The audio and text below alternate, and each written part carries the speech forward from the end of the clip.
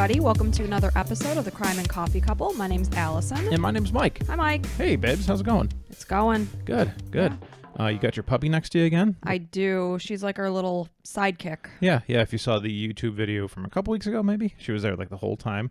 You're basically like rubbing her down top to bottom the whole time. She's just like, oh, yeah. That's why she likes to sit with me, because I'm always scratching and rubbing on her. Yeah. But anytime you see our puppy in the podcast, it's probably that we're doing a morning podcast because our daughter's not around to kind of babysit her. Yeah. What do we call her? Puppy center? Sunny Paws. Sunny Paws daycare. Puppy daycare. Mm-hmm. So, yeah, it's she's just hanging out. And I usually get the YouTube videos up about 2 or 3 days after. So maybe today I'll surprise you guys. Who knows? Yeah. Definitely. She's cute. She's worth seeing. Yeah. But I was going to say definitely subscribe to us if you haven't already. Oh, that too. Do you have a YouTube account?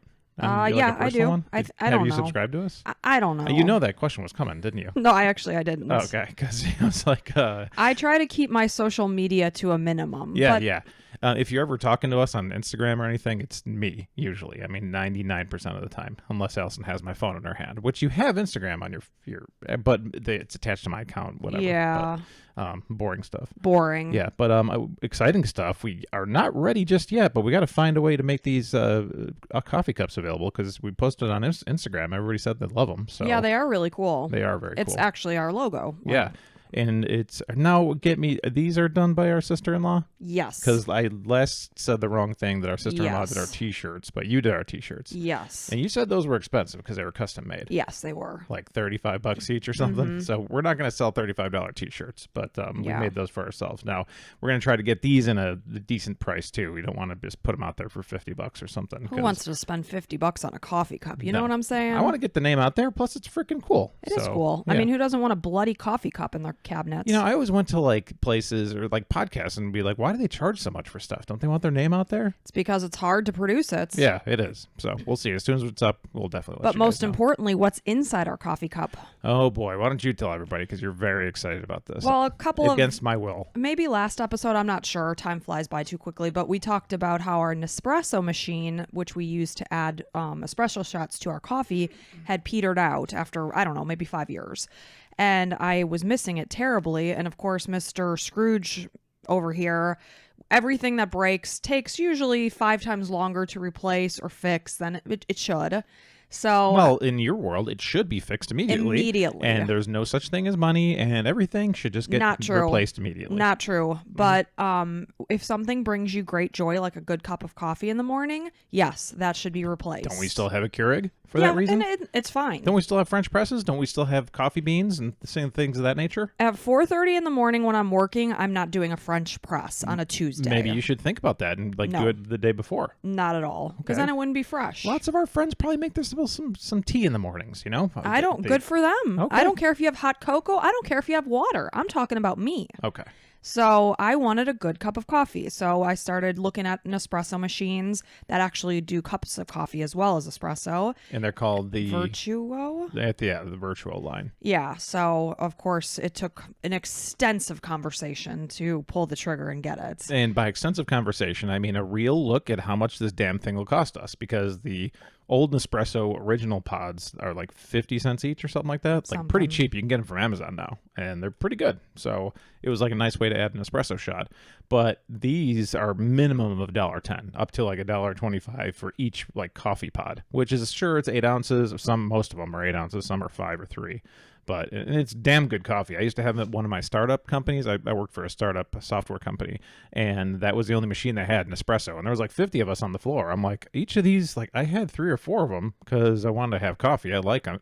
And I was like, each of these are costing this company probably $2 at the time. I'm like, well, this is all you have, so I'm going to use them. But exactly. It's delicious. It's got like a nice crema on top, like a froth a little bit, just on your regular coffee, which is freaking awesome. Yeah, it looks like it came from a coffee shop. So on Friday, I'm taking a walk at work, and we're on the phone, and he's got his little calculator out. I'm imagining the paper at the back of the calculator spitting out. Size doesn't matter. And of course I can't see him because he's at home, I'm at work. And he's like, okay, how many cups of coffee do you think you're going to have? And blah, blah, blah. And ting, ting, ting, ting, ting. Okay, we priced it out. Well, and it wasn't like I approved it. I told you this one's going to cost us about $300 more a year. Are you happy with that? I'm happy with that. And also, I am not an idiot when it comes to money. I know what things cost, but there are times in life, like I work my ass off. I work every day, and if I want a cup of coffee in the morning, I want a good cup of coffee. It comes out to 89 cents a day. It's going to cost us more, which, it's quite a bit. I'm worth it. It adds up, over 50, 60 years. Yeah. It's a lot. Well, it's a sacrifice I'm willing to make. Yeah, you are. And you did. And we did. We did. Yeah, we got it at Target, who still does price matching. Thank goodness for Target. So we found it on like Amazon and Walmart cheaper, but Target's right down the street, and I don't like setting foot in Walmart. I just feel like I'm going to get like hepatitis or something. Well, it's just really unorganized in there. Yeah, and I'm probably never going to find the thing. I mean, don't get me wrong. I still love Walmart. We're not like members. hoity-toity. No. It's just chaotic in there. Yeah, it's crazy. I say they should dispense a Xanax at the door. Yeah, which would be nice. I think they'd get more customers. They that probably would. They'd get a lot of repeat customers. Probably lines and lines. And they'd probably have people passed out inside that have come in and out. If you're a Walmart executive, hey, think about it. Think about it. Yeah, Xanax, boop, right there. I say at my work, there's certain staff members and nurses that are like so freaking high strung. And it's like those are the ones that think that because they're high strung, they're going to be more productive. I say like that as they idea. swipe their badge, a dispenser of Xanax should come out. And then when they clock back in for lunch, it should dispense again. Yeah. So that way it covers them for their 12-hour shift. That's good, Allison. Teach people to cover their emotions and things with drugs. Good job. It would make everybody's life better. It's true. Including their coworkers and the patients. It's true. That's very true. I want to say thanks for any time you guys are listening to us and you leave a review. I know there's a million different platforms. I got a message from somebody like, hey, there's more than Amazon or there's more than Apple and Spotify. And I was like, I know. I definitely know there are. We see all the stats and everything. But those are the ones you can actually leave the reviews on. Actually, Apple's probably the main review. But there's also one called Podcast Addict that we do pretty decently at. And somebody left a review there, and I'd like to read it if that's okay. Please, Mike, go ahead. Yeah, this one's by John Z. And John Z said, outstanding podcast, one of the best out there, thorough and in-depth investigative work, and that is well-researched.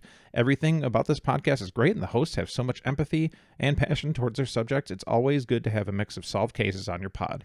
Yeah, solved ones are definitely It's satisfying. Obviously, the unsolved ones need to be talked about too. Yeah. But everybody likes, to tie things up at the end. I do personally, but yeah, you got to mix it up a little bit. Yeah. So thank you for noticing. Allison, I swear to God, after I leave my office here, I work from home. So after I leave my office at 5 o'clock at night and I come into the kitchen, it's like she's sitting there just like tip-tapping away and listening to like different documentaries and stuff.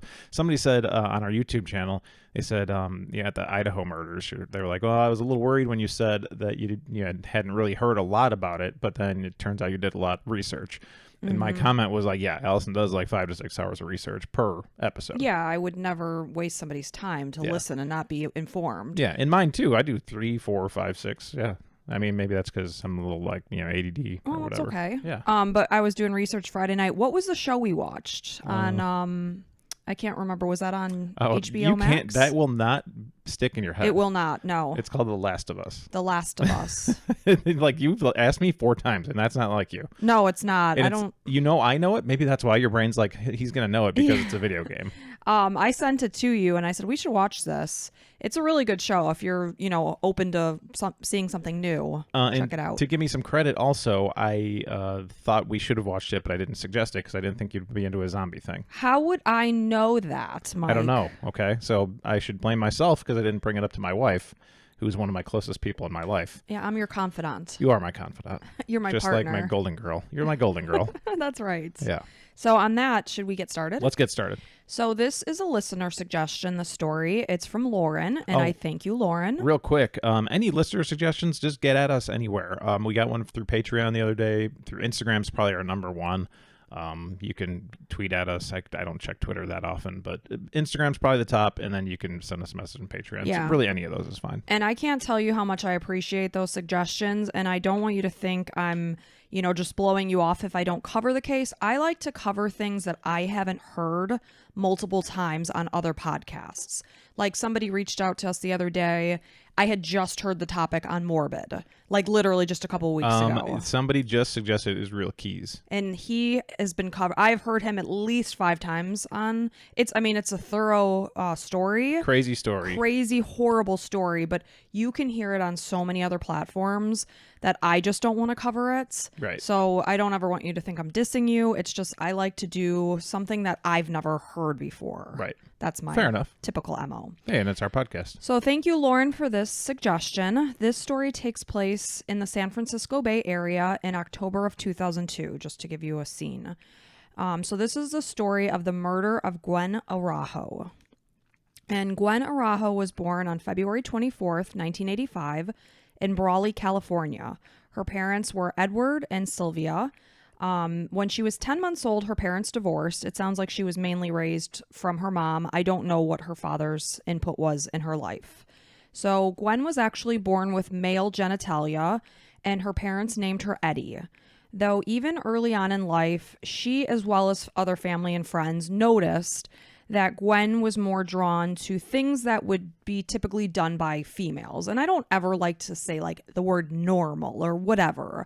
You know, if definitely don't say that because that's really offensive. Not in this case. I'm saying generally speaking. Yeah. If a 2-year-old little boy wants to play with Barbies, it's ridiculous to me to like say you can't do that. That's for girls. Hey, our son liked dressing in dresses. He liked dressing in like mini dresses, Minnie Mouse, and Cinderella dresses. Yeah, I think he was doing that for a laugh, to be perfectly honest. I think so. He would like come out like laughing. But I was also in the back of my head like, maybe this is what he likes. And whatever, you Yeah. know, you can't change what's inside of somebody. He had a huge smile on his face. That's all I gave a crap about. But the point was, when I'm saying that family and friends noticed that Eddie was being drawn more to what would be typical for a female child. Yeah, I think everybody understands. You know, anytime they were playing like a pretend game, Eddie always wanted to be the female person in the role.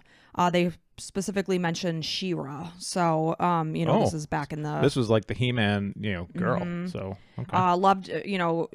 She loved experimenting with dress up with her sisters, with hairstyles, makeup. And finally, at age 14, it was 1999, she sat down to have a conversation, a heart-to-heart with her mom.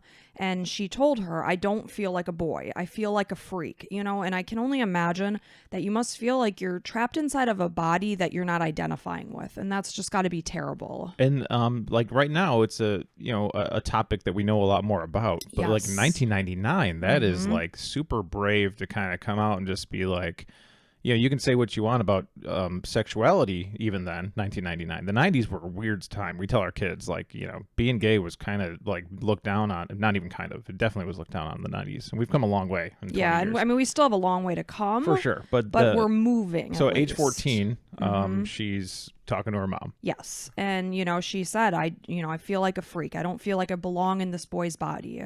And after a lot of tears and talking, Sylvia thankfully assured her daughter that she would fully support her transition. And I think that that's amazing, especially back then. Like you said, people like, wait, what? You want to be a girl? But her mom said, like, I love you and I will accept you. And that's fantastic. Man, I just want to be my kid's life, whatever happens. Yeah, exactly. So at this point, Gwen is starting to use the word Gwen or the name Gwen rather than the name she was born with, which was Eddie.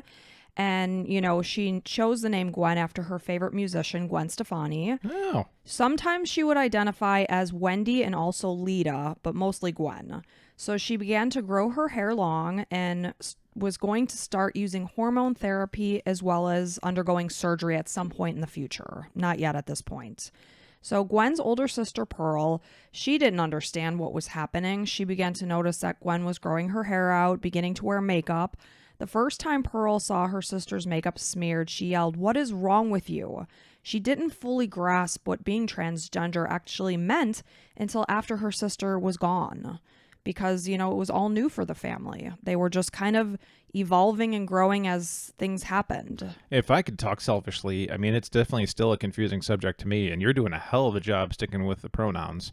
Yeah, I try to learn whatever I can. I want to, address people however they want to be addressed.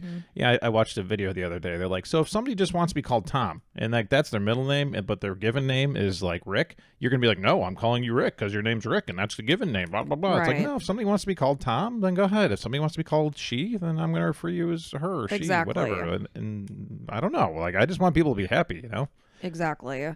So it took time for the family to adjust to the changes, but they gradually began to accept Gwen as a woman. Pearl said that Gwen was bullied in junior high because of her voice. And when they're saying because of her voice, I don't know if this was before she came out and said that she wanted to be female. It was kind of confusing what I was reading. But then as she moved on to high school, people can be very mean. And it was a very toxic environment for her. So Sylvia ended up pulling her daughter out of school for safety purposes. She didn't want to send her out there where she was being kind of tormented. And like thrown to the wolves, basically, out in the wild. And of course, even to this day, there's so many topics and conversations about the whole bathroom use. Like there's so much controversy about that. Hey, every time I go to a baseball game, I know guys don't care if a girl comes in there. I'm like, oh yeah, go ahead. I know one side, but it's a lot different on the girl side when you have a person that has male genitalia coming in. That might be something interesting. But that was a thing at school too. What bathroom is Gwen using? So she wasn't allowed to use the female restroom. She was often teased and threatened in school. So eventually she transferred to an alternative high school, but then starting in the school year of 2002 to 2003, she didn't return. I don't know if she planned on getting her GED or what the case was, but she did not go back. So in September of 2002, when Gwen was 17, she met 22-year-old Michael Magidson, who invited her to hang out Magidson? Magidson. Okay. I was going to say, that's an unfortunate last name. I know, but when you say it quickly... M-A-G-E-D? No, M-A-G-I-D. Magidson. Okay. Mm-hmm.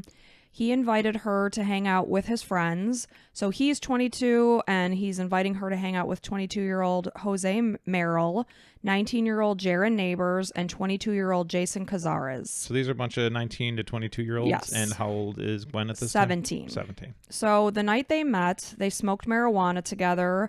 Gwen was flirting with the men. She told them that her name was Lita.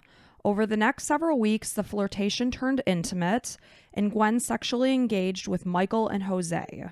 During her encounter with Jose, Gwen told him that she was menstruating, and she was basically pushing his hands away so that he couldn't feel that she had male genitalia.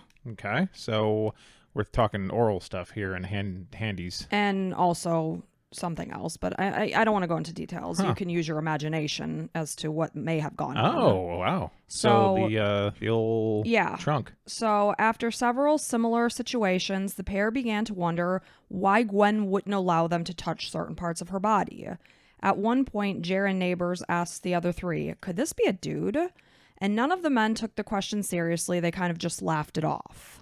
Well, that's kind of a little, dishonest. You want to be upfront as much as possible, So, I mean, she wasn't lying. No. I mean, I guess she lied about menstruating. Yes, and also, I mean, you want to like at least, I don't know. I mean, it's a very tough situation. It being the person that is going after this person that I'm assuming that I'm assuming has certain things, I would be mad if I found out otherwise. So in late September, Gwen got into a physical fight with the girlfriend of Paul Merrill, which is Jose's older brother. The girlfriend was Nicole Brown, and the fight started after Nicole challenged Gwen to strip for the men. Nicole was caught off guard when Gwen punched her with force, and Brown said that the guys were tripping because she was smaller than me, but just as strong. And Nicole said she fought like a guy. Michael and Jose began discussing the possibility that Gwen was a man and said that if she was, something bad would happen. Michael made the comment to Jose, whatever you do, don't make a mess. On the night of Thursday, October 3rd, 2002, Jose Merrill was having a party at his house in Newark, California. It was a rental house. He shared it with his younger brother, Manny, and his older brother, Paul. So basically, it's a house that has three very young people.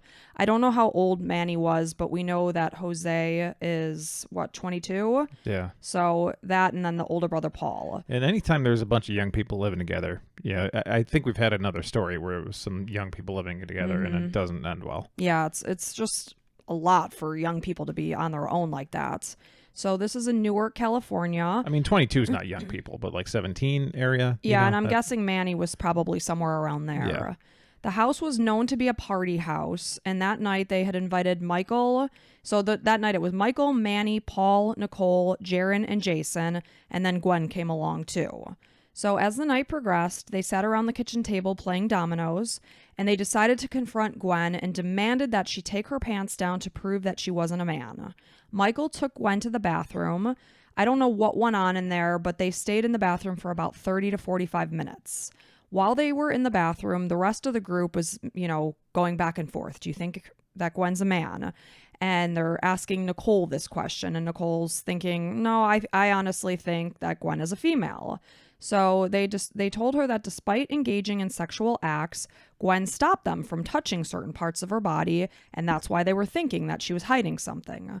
So Nicole volunteered to check. She knocked on the door of the bathroom, and they let her in. When Nicole asked Gwen if she was a man, she said that Gwen looked down. Nicole spread Gwen's legs as hard as she could and grabbed at her crotch area. Nicole left the bathroom basically screaming to the group that Gwen is an effing man. This is an effing man. It's like going on and on. So when Gwen finally left the bathroom, because initially she stayed back, Michael immediately punched her and knocked her to the ground. They lifted her legs and pulled her underwear to the side to confirm that she was a man. So now the whole group knows for sure that Gwen has male genitalia. So several times Michael tried to put Gwen in a chokehold, but each time the group did intervene and pull him away. Well, here's the thing. I can see being, let down that you were lied to or, not told the complete truth. But you don't have to choke somebody out, I guess. I maybe, the punching thing, but, I'm not going to do that to anybody, but I could see being angry and misrepresenting whatever. And it's you have male genitalia, so whatever. But I mean, I could see being angry, but the choking out, that's a little far. It's insane. And, just say, get the hell out of my house and right. don't I don't want to talk to you engage again or whatever with this person it is. again. This is why we have words. This is why we have communication. Yeah. Fights and things are when adults can't communicate properly. It's basically toddlers, losing their shit. Like having a fit. Yes. So Michael, Jaron, and Jason went outside at this point, while Nicole and Jose stayed inside with Gwen. We know Paul is there somewhere. Manny is there somewhere. They weren't involved in this part. So Nicole is trying to calm down a distraught Jose. I mean, I guess he was literally losing his mind. He vomited. He was carrying on. Does this mean that I'm gay? She assured him that he wasn't gay as he cried. And Nicole suggested that they just let Gwen leave. And it's not like being gay is a disease or something, but I can definitely understand, where you're coming from. You thought you were making out with a female and the person has male genitalia, and it's a lot for a younger person to handle, for anybody to handle, It's sure, just it's a lot to absorb. Yeah, it's just somebody that isn't what you thought they were. Right. So Nicole, again, is suggesting that they just let Gwen go. She went over to the bathroom where Gwen remained and said, why don't you just leave? And at this point, Gwen exited the house through the front door. But of course, the three guys were out there, Michael, Jaron, and Jason. They forced her back inside. Gwen tried to get the phone to call her mom, though she was stopped each time she tried. Manny testified that he also tried to help get Gwen out of the house, but Jaron and Michael stopped him, and they brought Gwen to the living room. She begged them to just let her go. She continuously apologized. I'm sorry. I'm so sorry. Please let me go. I have a family. So Jose went to the kitchen and got a frying pan and struck Gwen in the head with it. Jesus Christ, man. I mean, that's just... It Which escalated. One? Jose? This is Jose. So he hit her in the head with the frying pan and then went back to the kitchen and grabbed a can of food. They said it was a can of tomatoes. Again, hit her in the head. What the hell is wrong with people? In what area is it okay to just beat somebody? It's not cool, man. It's not okay. It's not acceptable. It's highly illegal. This is all horrible shit. And not to mention, you have at least 3 guys ganging up on this one person, which is very cowardly. I don't care what this other person is. It's super cowardly. I can't stand when I see a video of a bunch of dudes jumping on somebody. Right. It's you're not a a super macho man because you got 5 people against You've one. got your whole gang behind you, backing you up. Little puss piece of shit is what you are. I think that every time I'm like, oh my gosh, I don't know how they like, could take their shirts off and be all like big time. It's like, no, you're a puss because you needed 3 other people. 1-on-1 is like the only way to go. I cannot stand when groups of people jump somebody. Right. So before all of this was going on with the frying pan and the can of food, Nicole went to her boyfriend Paul's bedroom. He had left as things started to become confrontational. Probably the best move. Right. And when she came back out into the family room or living room, she saw that Michael had blood all over his hands and that Gwen was bloodied on the couch. This is when Nicole, Manny, and Paul decided, we're getting out of here. They went, I guess, and stayed the night at a friend's house. So they're now out of the picture. So Jaron and Jason then left the house in Michael's truck to pick up a shovel and a pickaxe from Jason's house. And this is never good. What in God's name are you going to the house to get a shovel for? Well, I'm going to have to guess that they already thought that she was dead. And, of course, they're like, well, now we got to get rid of the body, man. No, at this point in time, she was not dead. I know she probably wasn't because she was, but unconscious, I'm sure, laying there. So when they returned, they said that Gwen was still conscious. Oh, okay. They said that she was bleeding from her head wound and sitting on the couch. Ugh. But then Jose saw that she was bleeding and looked at the couch and basically forced her off the couch saying, don't get blood on my couch. So they've like a switch has flipped inside of Jose and these other guys.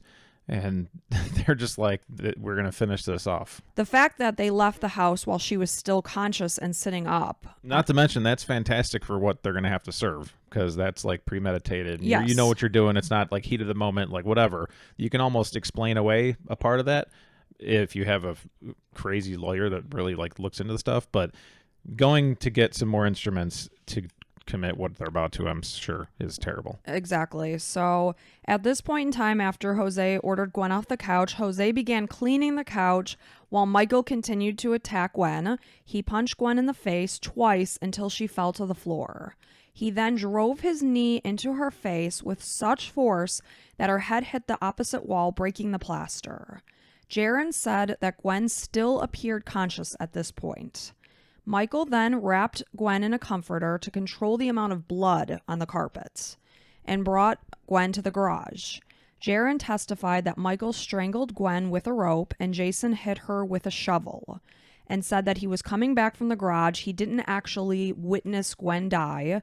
He claimed that he saw Michael raising the rope to Gwen's neck and that he later told the others that he had wrapped the rope around Gwen's neck and twisted it, and that he wasn't sure if this killed her or if the blows from the shovel that Jason inflicted had killed her.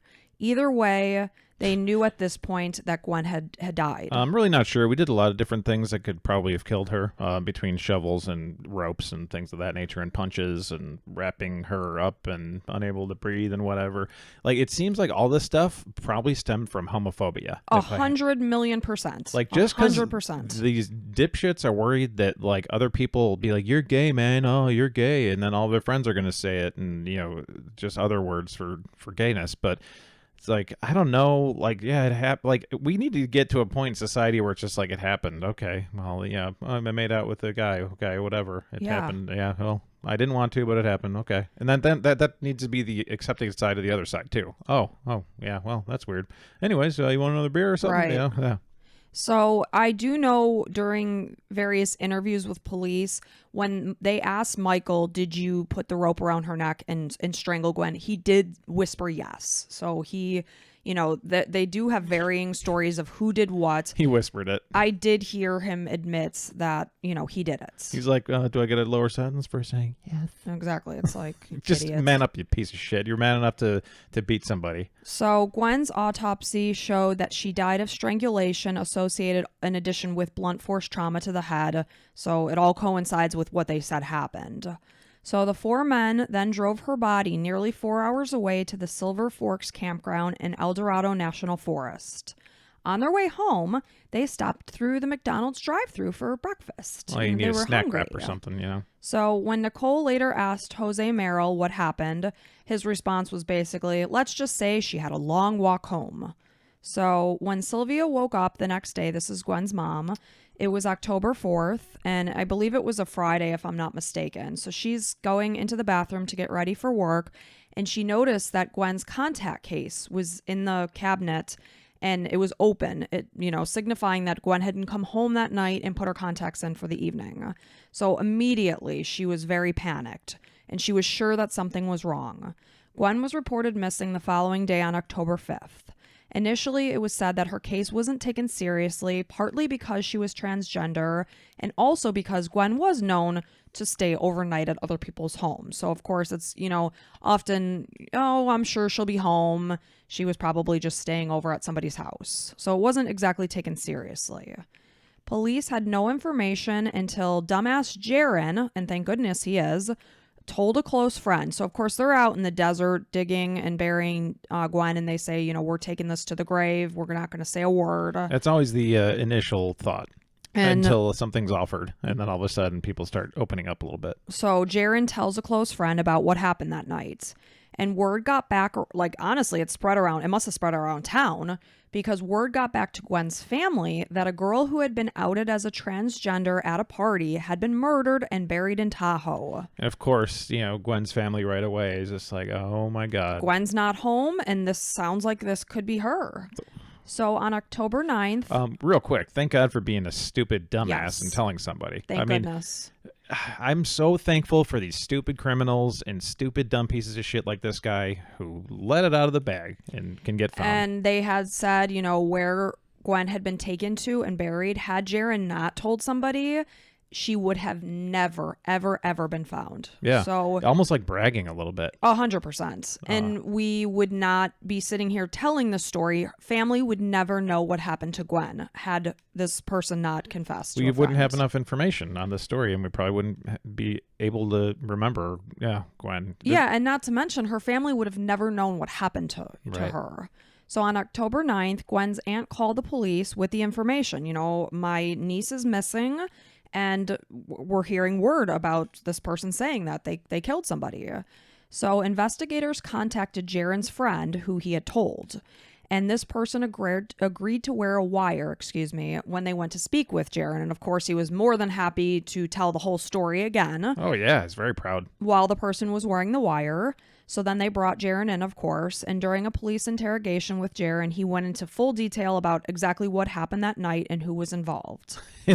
Like, it's probably one of those movies where it's like, and then what happened? And he's like, blah, blah, blah, blah. And it's like, Yeah. oh, so you did kill her. And like leans in with like the microphone. It's like, oh, yeah, strangled her and everything. Yeah, and, obviously, he's hoping he can get off scot-free because he's telling the police that Michael was the one with the rope and Jason was the one with the shovel. And we will eventually find out that those two things are what killed Gwen. So I think Jaron's hoping that he gets off just as, the informant. Jaron's the one with the wire?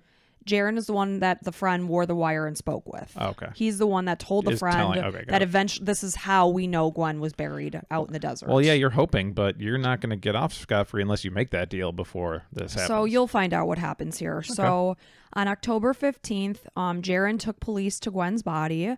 She had been hogtied, bludgeoned, and strangled to death and buried in a shallow grave under rocks. In addition to Jaron, police arrested Jose Merrill and Michael Magidson, who were accused of strangling Gwen, and a few weeks later, so initially Jason wasn't brought in. Again, Jaron got Jason pinned on because he was writing letters to his girlfriend from prison, and that's where it implicated Jason. So police, of course, are intercepting these letters, reading them, and saying, oh, there's a fourth person involved here, Jason. They're intercepting them and sending them back and making shit. It's great. I love when people are stupid. So this implicated Jason as the one that struck Gwen in the head with the shovel. So at this point in time, Jason was arrested. Paul Merrill was released after Emmanuel and Nicole confirmed that he had left the house with them, because there was reports and multiple things that I read that Paul had also engaged in sexual encounters with Gwen. So it was potential that he could have been equally upset as these guys were, but he did not have any part in. He was there. At some point, they saw that Michael had blood on his hands. They saw that Gwen was on the couch bloodied. They left at that point. So Nicole, Manny, and Paul are basically just excluded from any of this. So the case became a cry for transgender rights, and vigils and marches were held in several San Francisco Bay Area cities seeking justice for Gwen. Real quick, Nicole, Manny, and Paul, nobody called police or anything. Nobody called police. The only reason why we know what happened is because Jaron told a friend. And Nicole, Manny, and Paul didn't see any of this They stuff? did not see any of it. When they left the house, Gwen was sitting conscious on the couch. Okay. Was she was, oh yeah, this is when they went to get the pickaxe and stuff, or no? No, they Okay. left, and that's Before when, she was beaten or anything? No, because they did see blood on Michael's hands, and Gwen was bleeding. That's at that point, Jose had struck her in the head with the frying pan and the can of tomatoes. Okay. So she was bleeding. Okay, and Nicole, Manny, and Paul know that she's bleeding and she got hit. Yes, they know she was hit with a frying pan, I believe. They just saw remember, she had blood on her. She was sitting on the couch at the time they left. And Manny said he tried to help her get out. He did. He tried to let her leave the house, but the boys brought her back in. Nicole and Paul didn't try to help at any point? They did not help. They left the house and went and stayed at somebody else's house when Gwen was still conscious and sitting up on the couch. So that's, I mean, there's something I don't want to just glaze over that these people didn't help. They did not help, and they did not tell police. And they knew. You can say whatever you want to make yourself feel better. What they were told about, they said that she took a long walk home. Yeah. They knew she was dead. I'm positive of that. Now, I get, like, you don't want to be wrapped up in some, like, a murder that's going to, like, ruin your life. Guaranteed. That's if you get like jail time and stuff like that, your whole life is different because you have this on your record forever. Right. But at the same time, as a human, At no point in time did they ever contact the police. I mean, even an anonymous call or something would be cool. Yeah, they didn't contact the police that night to say, hey, there's crap going down at this house. There's a girl on our couch. She's got blood on her. She's been hit. These guys have her in the house. Pretend you're a neighbor. Be like, yeah, there's a neighbor. I heard Yeah. some commotion. It sounds like somebody was crying. Something's going on. Check it out. Go hang up. And Done. then after the fact, they did not call to say, hey, I just want to let you know I think somebody got killed at this house. Yeah, that's questionable. Yeah. Questionable ethics and the thing. Yeah, of course. Like you said, humanity. Yeah. But they did nothing. They were not brought into No any charges kind of anything. Nothing. Nothing whatsoever. Interesting. Okay. So again, there's marches happening throughout the San Francisco Bay Area in honor of Gwen, seeking justice for Gwen. Gwen's murder was compared to the brutal death of Matthew Shepard. This happened 4 years earlier in Laramie, Wyoming. Matthew was a 21-year-old gay man who was beaten, tortured, and left to die on October 6, 1998, basically just because he was gay. So at the time of Gwen's murder, Newark Memorial High School just happened to be getting ready to stage a play about Matthew's death. It was called the Laramie Project because it happened in Laramie, Wyoming. And the community connected the comparisons between what happened to Matthew and how Gwen was killed. And the case garnered both good and bad national attention. Initial coverage by several media outlets were describing Gwen as a cross-dressing man. So people are getting all the terminology wrong. Well, I mean, I'm personally, I'm still get confused on things, when you talk about pronouns and transgender, and I want to make sure that I'm respectful and everything, but sometimes it's a lot because I'm not used to that area. I don't know anybody personally, so it's really hard for me, and I try my best. I get that. So in the 1999, this is 2002. Oh, 2002. So in 2002, this is like just out of left field, and that that's what I would assume people are talking about, like cross-dressing and whatever, right. which is, I imagine, very offensive to say. But so the whole thing is that Gwen had not yet done any kind of surgical changes, but she identified as a female and wanted to be known as a female. So they were getting her pronouns and everything wrong on the news. Some argued that she was being deceitful with while the others firmly felt that she was just being who she was at the time that she was killed. So some people were like, yeah, she was lying to them and blah, blah, blah. So police and the family, even the family, were referring to Gwen by her birth name, Eddie, and used the pronouns he and him. I heard so many of these family members being like, yeah, and he was just such a great person, and not saying she as Gwen would have wanted. Well, and then the news will do that the same thing. And Right. And now it'd be a little bit different because we have more understanding and Right. we've had more information given to us.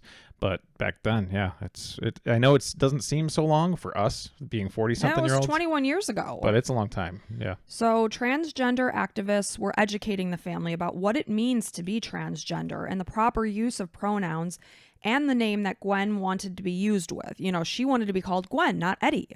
In her mind, Eddie was gone. That was a different person. So, excuse me. So again, telling the media and the family, please refer to Gwen as she, her. And then you've heard of this pastor, Pastor Fred Phelps. I don't know if I've heard of the pastor, but I've heard of this piece of shit church. So this is the Westboro Baptist Church. So they're like widely known as they just stir shit up, and they're the worst people on the planet. Go ahead. Oh my gosh, just disgusting. So Yeah. he's encouraging all these plans to like picket the play, the Laramie Project, threatening to picket Gwen's funeral. People are marching around with these horrific signs. I mean, just disgusting. God hates F words, disparaging word for gay people. You will die, Basically saying rotten, burn in hell, Gwen. And this is not by no means a representative of the Christian faith. These people are just looking for, time on television and stuff. They are like the extreme sect of some kind of weird whatever. Not even part of Christian. They're pieces of shit, these Westboro Baptist they're horrible Church. people. They're horrible, horrible human beings. And I'm sorry that I'm even talking about them. The whole reason they do it is so we say it. So I'm not going to say it anymore, the name of the church. So basically, he had threatened to picket Gwen's funeral. He didn't end up doing that, but I guess he had come to Gwen's mom's house, Sylvia's house. She saw this man. And then he had sent flowers to her funeral to the point that they were worried that there was something wrong there. And I think a bomb squad even got involved to take them out of there because they didn't know what he was capable of doing. I don't know if that was like one of their first things, but like in the last 10 years, they're way more like they will picket everything. And they've gone to like a soldier's funeral and whatever that might have been gay and like just picketed there. It's horrible. They're terrible people. I don't know how anybody can have that kind of hate in their heart. I mean, and then even say if you they're do, like a child of God and like I'm preaching the Lord's word. No, it's not Lord's word. So if you have that hate in your heart, just stay home and have the hate in your heart. You don't have to go to share it with other people. Like that's kind of a general rule of anything. If you're like really sad and you hate certain things, you don't have to tell everybody. Mm-hmm. Like I told a family member, like you don't have to tell people that you hate something. You can just keep it to yourself because you know what? Nobody cares that you hate it. Yeah. So Gwen's funeral was held in Newark on October 25th, 2002. Again, Pastor Phelps didn't attend to picket. There were plenty of other anti-gay, anti-trans demonstrators there, which who the hell shows up at a funeral? Let the person die in peace and their family mourn properly. Like, don't bring the attention to yourself, right? Crazy. I mean, these people are grieving their loved one's vicious, violent death. And you're out there carrying signs of what is wrong with you? Crazy. Like, what the hell is wrong inside of your soul that would... You're sitting there with like paint and markers, making the sign, stapling it to a piece of wood, putting it in your car and driving to a person's funeral. At what point in time did you not think this might be a bad idea? Like, what's the end game here? You think somebody's going to see this, be like, you know what? Yeah, I'm not going to be transgender. There's going to be picketers. It's only right to be straight and marry a man marry a woman, and a woman marry a man. That's it. You make a great point. That's just it. Yeah. So Gwen's mom, Sylvia, released 17 butterflies at her daughter's funeral. I guess Gwen just absolutely loved butterflies. She released one for each year that her daughter lived. And some friends from her high school came dressed wearing angel wings, kind of to divert and overpower these people who were demonstrating, keep them away from the grieving family, let them have their peace and all of that. That's a good idea. In 2003, Jaron agreed to testify. So Jaron is the whistleblower here. That's the one that got somebody had a wire, and Jaron was the one that told the person with the wire everything. Yes, and also led police to where Gwen's body was. Okay. So Jaron agreed to testify against the other three defendants in exchange for pleading no contest to a reduced charge of involuntary manslaughter, which he gave on February 24th, 2003. And on August 25th, 2006, he was sentenced to 11 years in prison. He ended up being released sometime before 2016. So he ended up serving somewhere around 9-10 years. So during his indictment proceedings, he said that as the men were burying Gwen out in the desert, they continued to demean her, and he testified that he's saying out in the desert, like, I can't believe anyone would be this deceitful. And while they're burying Gwen, Jose is saying that he was so mad I could still kick her a couple of more times as she's like dead on the ground. Well, they're all feeding off each other. Like, yeah, man, yeah. Did Jaren did he do anything? Not that I know of. Okay. I don't think he physically did anything. He helped bring her back into the house multiple times. Did Jason and Jose say that Jaren did anything? Not that I know of. Okay. So before the first, but he was there. I mean, he could have stopped things and whatever. He also helped bury her. Okay, yeah. So he was there the entire time. So I mean, he got off decently. I mean, 9 to 10 years is not bad for being a major part of somebody, killing somebody. Absolutely. So before the first trial, the prosecuting attorney argued that simply being transgender should not have been a death sentence. The first trial for Michael, Jose, and Jason began on April 14th, 2004, a year and a half after Gwen was murdered. Throughout the trial, both the prosecutor and the defense used male pronouns continuously. They continued to use what they call as Gwen's dead name. So the dead name is Eddie. And they demonstrated clear anti-transgender bias in the courtroom. The defense's strategy focused on manslaughter in the heat of passion and tried to prove that there was no premeditation in Gwen's murder and that she was the guilty one, guilty of sexual deceit. Magidson attorney said that he wasn't biased, but was shocked beyond reason to learn that he had unknowingly had sex with a man, which is a variant of what's called the gay panic defense. I don't know if you've ever heard that. No, I'm not studied up on stuff like that. So what that means is that it's a legal strategy where a defendant claims that their violence was because of same-sex sexual advances. After 9 days of sorry to cut you off. So I'd imagine it's something like, you're with somebody, you meet somebody at a bar, they look one gender, you take them home, you engage in sexual stuff, and then whatever afterwards, they might be like, oh, look, I got something that you didn't think I had. And you lose your mind and strangle them to death. To death. That's a lot. Yeah. I mean, it may or may not be defense. It could be a brutal attack. But it's this whole gay panic defense that I did what I did because I was so shocked in the heat of the moment that this is what I did. And is there, I mean, I'm sure you don't know, but are there like cases where people got off for the gay panic defense? Okay. Yeah, I'm absolutely sure that there is. I don't know that for 100% yeah, fact, especially but at yes. the time, right? So after 9 days of deliberation, it ended in a mistrial on June 22nd, 2004. The jury deadlocked 10-2 in favor of acquitting Jason and Jose of first-degree murder. They also deadlocked 7-5 in favor of convicting Michael for first-degree murder. And Gwen's family is devastated because now we're going to have to face another trial to figure out what's going to happen. So the day after the first trial ended, the court granted Sylvia permission for a posthumous name change, and on June 23, 2004, Sylvia was able to legally change her daughter's name to Gwen Amber Rose Araujo. Amber Rose was the name that Sylvia would have given her child had she not been born male. She would have named her that. So this was actually kind of significant because it was the first time in California history that a court granted a name change after the death of a trans person. Interesting. Yeah. Well, I mean, if any time that you can look past like previous things, I would say that would be a good time. So that's nice. And a couple days later, on June 25th, the first trans march was held in San Francisco. They very much focused on honoring Gwen, and Sylvia actually spoke at the event.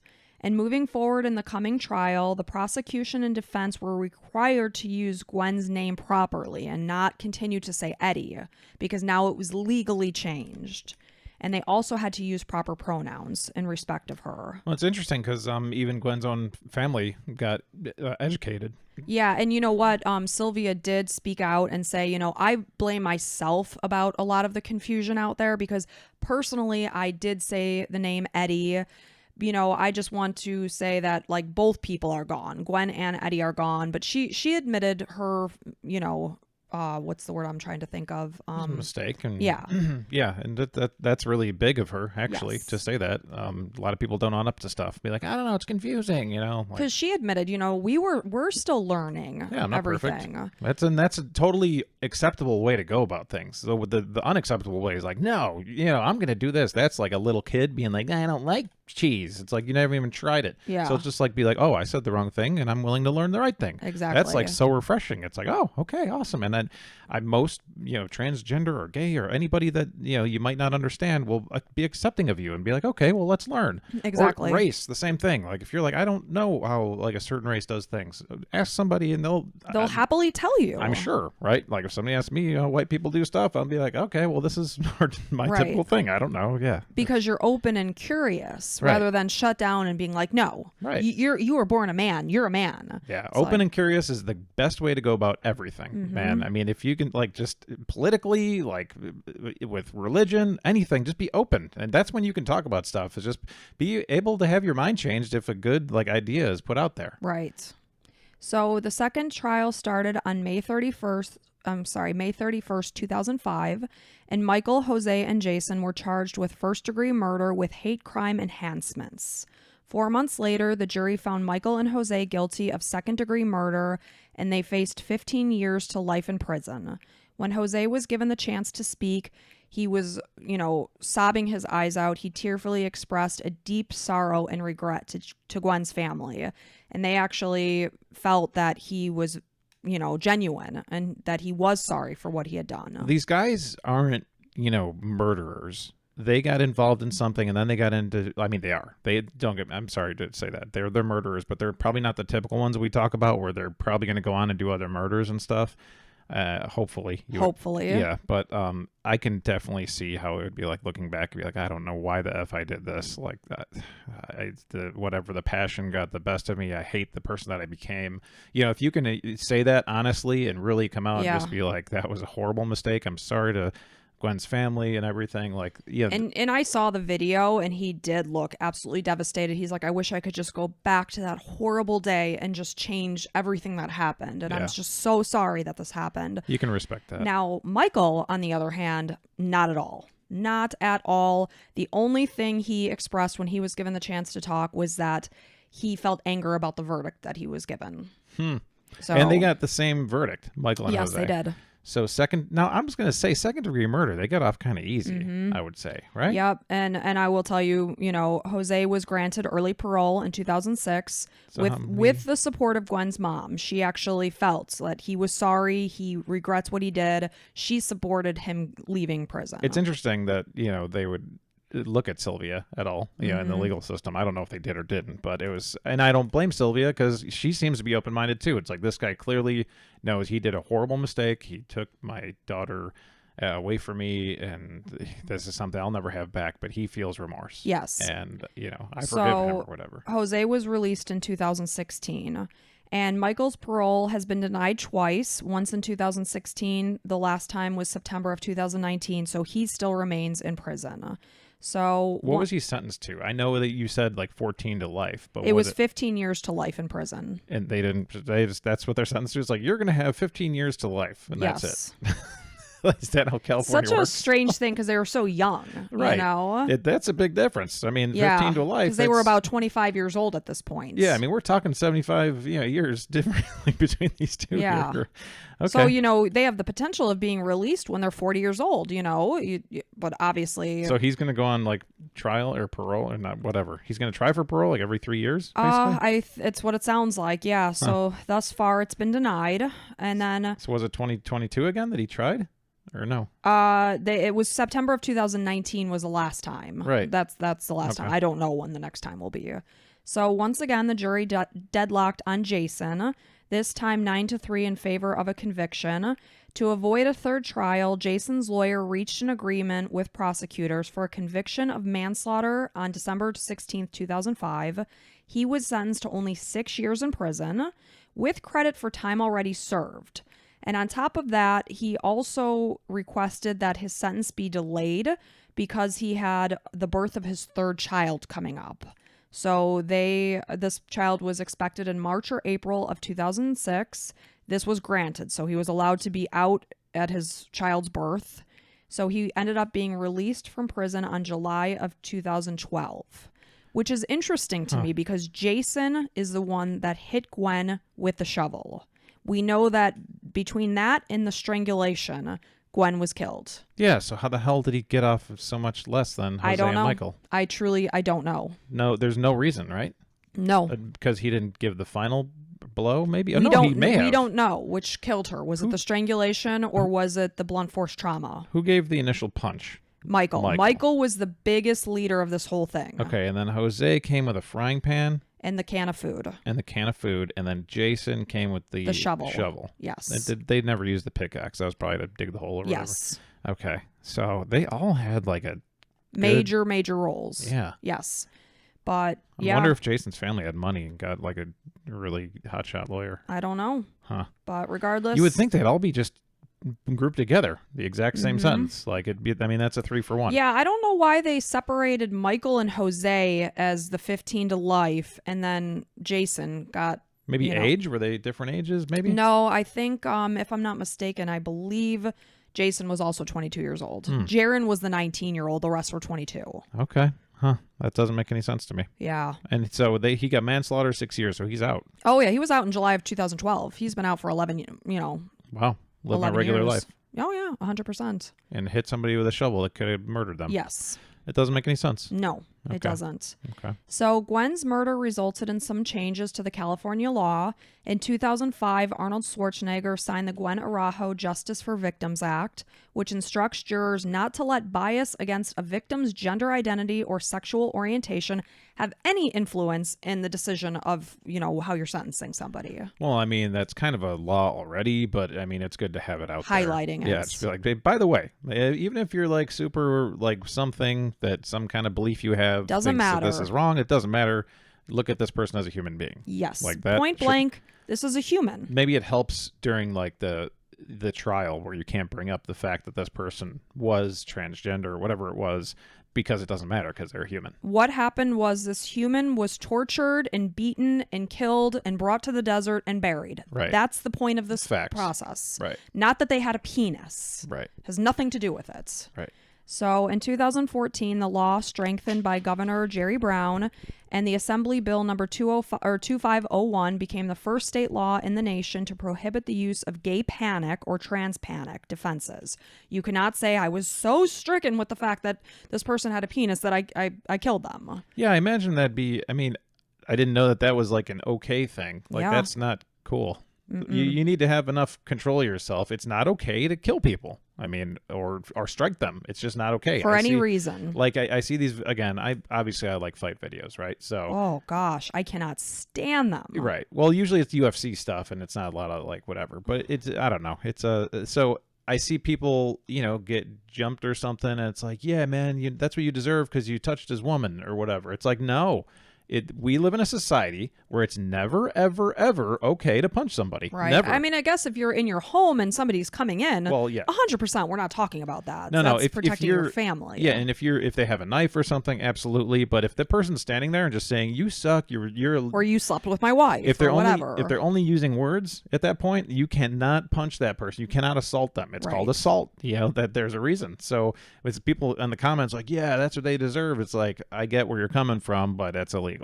So. You know what that made me think of? I don't know which two hockey teams were playing. I don't know if it was the Lightning and was it the New York team?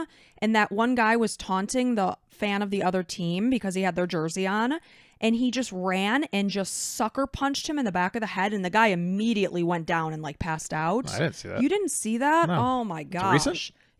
Yeah, like within a year. Okay. With the fan punched the... So it was two fans of two different teams. Oh, I did see it. Let's say it was the New York Rangers and the Lightning. Yeah, it was a Lightning fan saw a Rangers jersey and just started heckling the guy. Sure, like, Rangers suck. Yeah, we all do that at the stadium. Yeah. It's all in good fun. It's a game. I think he was in New York. Well, okay, possibly. I don't know the circumstances. Right. I don't know. I could be saying this wrong, but the situation was a fan of one team ran up to the other one without hesitation and just jacked him in the head. Yeah. And the guy went down like a ton of bricks, and it's like, and the guy took off. Holy crap! That is assault. That is insane. This guy could have been killed to the head.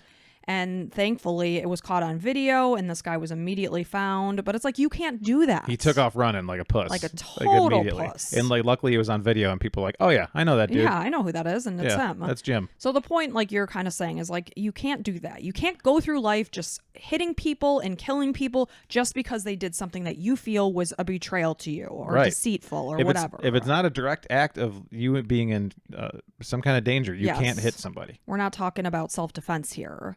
So a defendant couldn't claim that they committed a murder because of the victim's gender identity or sexual orientation. That was off the table. As of November 2022, 17 states have bans on the use of gay and trans panic. So not many. 17. Because it's, we're talking about it a lot more. It kind of seems like it's come more to light in the last few years. I mean, that's a good thing. Yeah, for sure. I wish people were more open-minded. So the trials lasted 3 years, and after they were complete, Sylvia, Gwen's mom, said that the court procedures took an absolute emotional toll on her. She lost her job as a legal assistant. She ended up losing her home. She had horrific PTSD because she had to be there to support her daughter. The things she heard, and she said that people were looking at her like she was the problem, like your daughter did this, not these guys. It took a real toll on her. She stayed with relatives for some time and now lives with one of her grandchildren. Her relationship with her children has also been affected, because she's been so emotionally taken with the whole process. She wasn't there as much as she would have liked to for her other kids and their kids. Sure. Their whole family life was all affected. Suffered from this. Yeah. So she became an advocate for transgender rights and obtained a grant from Horizons Foundation to speak to schools about what it's like to raise a transgender child, easy for me to say, and what the transgender youth faces in society. That's a great idea. Which is great. Yeah, because that's, the parents, you always want to try to have like a reason, your son or daughter, whatever, was taken, and it's like now you can go out and talk to people that are going through similar things that you did, and maybe they can learn from you. That like, wow, my son or daughter just told me they're transgender, and what do I do? Like, how did you handle it? And what do you wish you would have done differently? Exactly. And that's fantastic information to give other people. And talking to the kids at the school. Like, if you notice that a classmate that you've always known as a male is now all of a sudden transitioning to a female, to be open and accepting of that. Or there's people that don't identify as either because they're not sure. Yes. It's like, it's confusing for me because I don't know. I don't know how that must feel. And so, if I ever get an opportunity, I will talk to a person that doesn't feel like they can identify. And I'm sorry, I don't know the right way Is it non-binary? Yeah, non-binary. So I might, I would love to ask some questions, and hopefully they'd be open enough to share with me, and I can learn. I bet you they would be, because they would appreciate the fact that you were curious and wanting to learn, because, we kind of live in a sheltered world that we don't know transgender people. I don't have any friends that are transgender, but I'd be certainly open to hearing what you have to say and what you're going through, and some support you as a human being. Just because we're all on Earth together here, we got to make the best of this whole crazy thing. Everybody has their own battles that they're going through, whatever they are. Some might be harder than others, but I think we just need to be more accepting and open and loving the fact that we're all humans. Like, DNA-wise, we're all very similar. And admit that sometimes things are confusing. Like, it's confusing to me because I don't know. And then, a lot of times I just kind of shut down during conversations because I'm like, I'm not sure I don't want to offend anybody. Yeah. And I just want to keep my mouth shut. So it's like, I don't say anything bad. And if I'm going to be perfectly honest with you, when I was doing the research for this, I wanted to be sure that I was using the right words because I didn't want to be offensive. So it's just important to me that, we don't offend anybody, because again, like I say, we're all humans. We're all going through this life together. Like, let's just be kind to one another.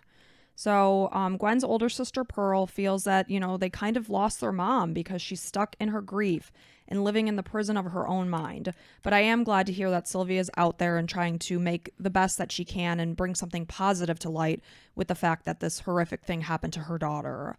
So Gwen's murder helped inspire the transgender community, and somebody named Bambi Salcido went on to establish the Trans Latin Coalition and began to fight for transgender rights after learning of her death.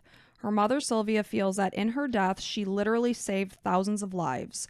I can't tell you how many people have told me, because of your daughter, I am free to be who I am. Man, even one person saying that's got to feel amazing. Amazing. Because I would imagine it's got to be terribly hard and scary to have all these emotions trolling around in your chest and in your mind, and to have the courage to come to your family and friends and say, I want to be who I'm meant to be. Yeah. Like that's why if you're somebody who doesn't like quote unquote believe in gayness and stuff like that, like, and if you say that to your kids at any point in their lives, like, I think you're doing a huge disservice. Well, of course you are. I'm being nice because I'd love to use much harsher words. I don't have a lot of respect for anybody like that, because there might be something in your kid that has that thought and you're nailing it down. You're like hammering it, being like, nope, leave it in there. Leave it in there. Don't talk to me. Like every opportunity I get, I try to say it to our kids, like whether you're with a guy or a girl or whatever. I try not to say. I'm like, your next partner. I try to say. Yeah, and we always just say, no matter what, we'll love the person you love, like the person you marry. Mm-hmm. We will love and support you. And it's hard, but it's yeah. Our biggest thing is just don't marry an asshole. Yes. Like, somebody that's terrible. I don't care what gender they are. If they're respectful, hardworking, productive people, like that's, and they treat you right. You're treated right and you're happy. Yeah. It's really bottom line of what it comes down to. So that is the murder of Gwen Araujo. And, I'm so sorry that what happened to her happened. It's so unfortunate and sad. But the only person that's left in prison at this point is Michael. Wow. Well, it sounds like he deserves to still be in prison. So he does not seem like a very nice person. Yeah, let him rot. Mm-hmm. And then thank you for going over that. And I'm sorry for Gwen and her family and Sylvia. Hopefully she's still going out there and talking to people. That's awesome. Hey, so we do a podcast every single week on Sundays, and if you like these podcasts, there's a way to get more. Did you know that, Allison? I did know that, Mike. We do bonus episodes every other week. So literally every other week, we've pounded out these bonus episodes. I think there's like 17 out there. Yeah, something like that. If you're a binger, if you're binging the hell out of these, you're like, I wish you had more. Well, I got good news for you. You can become, have 17 new ones. Yeah, right away, like instantly. Boom. Yeah, I mean, I'm snapping like that. Or if you simply just want to help support us. Yeah, that's very appreciated. And, keeping us going and moving forward and producing and all that good stuff. Yeah, go look in the messages and information. There's a way to our Patreon page. It says, want bonus episodes? Click on that one. That's the Patreon. So we said we had enough, a lot of patrons, and we love each and every one of you, but we're going to talk about our new ones each week. So thank you to every single patron, especially the ones that have been with us. Every single one. Day one or even 5 days ago. Whatever. Okay? So thank you to Alyssa and Elise for joining the team. Yes, and, we appreciate you. Here's like a cup of coffee for you. I drank it all, but if I did have some, I would drink even more. There's a little clank, and I'm gonna cheers to you guys. It's dry, you can see. That's me talking into my cup. So hey, thank you so much for listening. We appreciate the heck out of every single one of you, and treat each other nicely and love each other and all that good stuff. Like my shirt says, choose happy, choose kindness. And like my shirt says, have skeleton bones. We all have these bones under our skin, right? Yeah. We're just human beings with bones walking around, bags of bones. That's all we just be kind to one another, be accepting, be open, be nice. Yeah, and maybe, if you're into that thing, have some intercourse with somebody you love. Hey, whatever keeps you happy, choose happy. Yeah, exactly. All right. On that note, bye.